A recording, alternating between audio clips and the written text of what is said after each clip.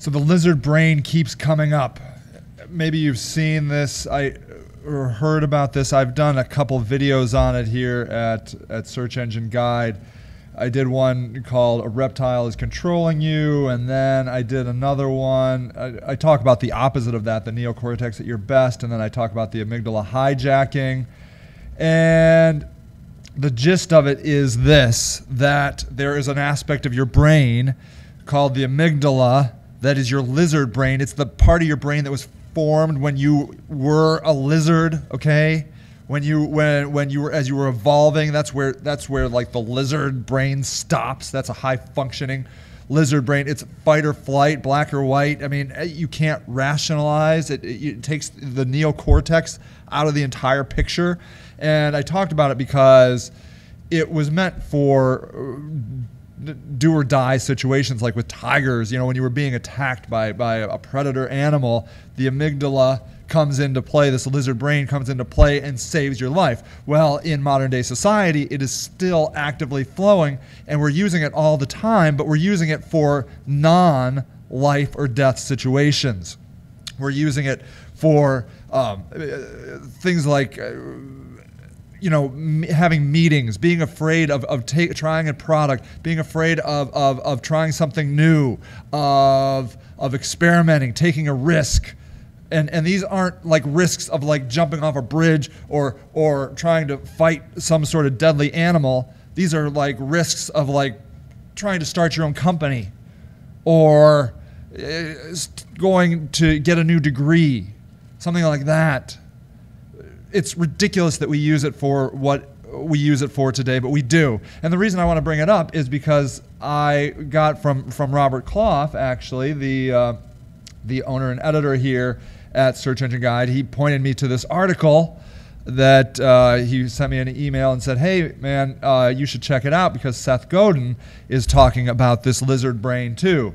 And I find it interesting because I liked what he did in this discussion because he took it to a higher, I think, another level than what I was thinking. And he said, why is it so difficult to do what we say we're going to do?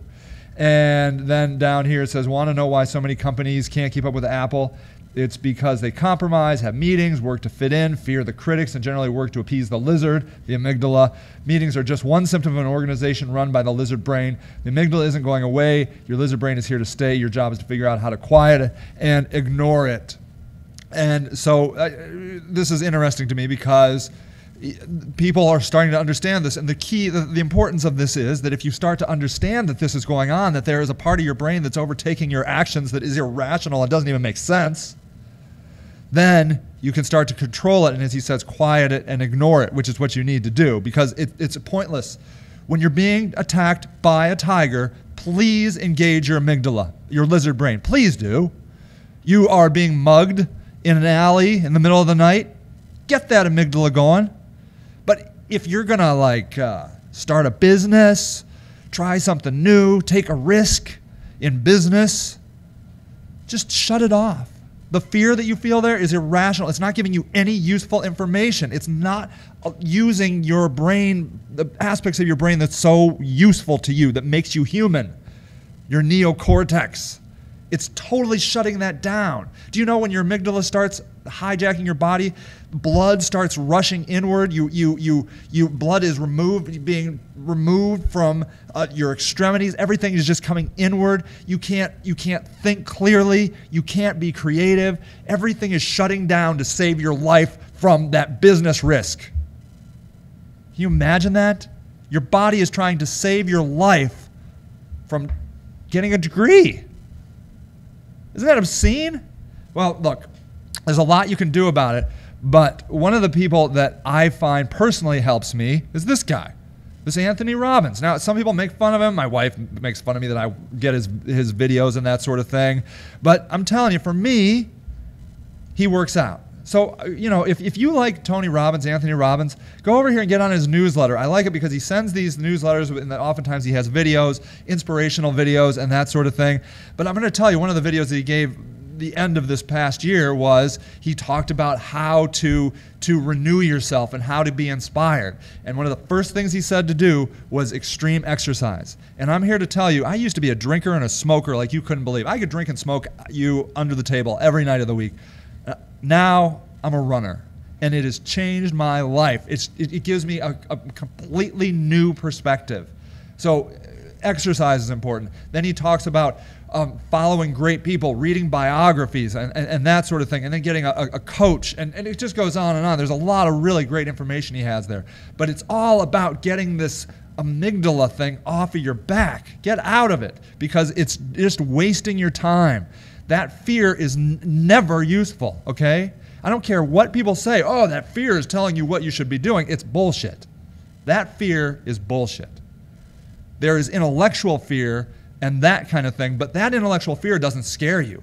That intellectual fear doesn't make you cringe inside. When you feel that cringing, that terror, it's irrational. It's useless. Useless.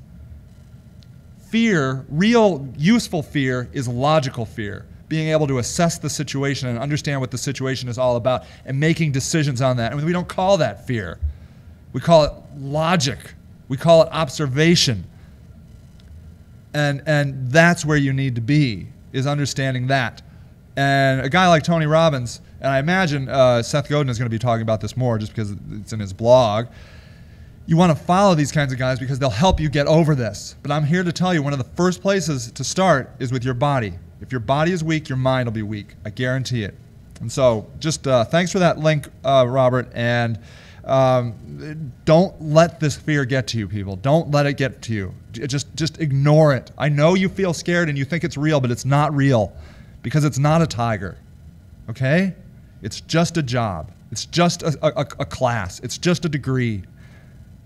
Just don't let that fear get to you. All right, everybody, this is Sage Lewis, the Web Marketing Video Guy, and happy marketing.